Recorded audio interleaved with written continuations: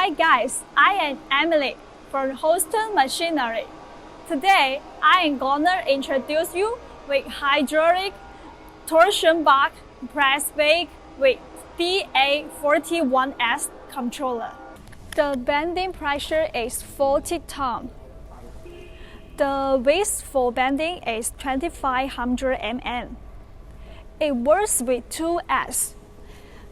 The Liam DA41S CNC controller. You can see some features such as fast feeds, a quick safeguard, the beautiful light belt,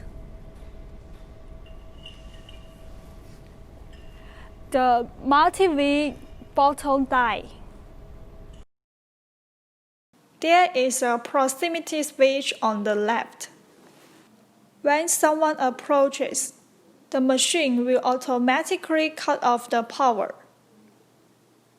Our ball screws and linear guides are both high-wing, and the backstop finger is on the two linear guides, which can move left and right.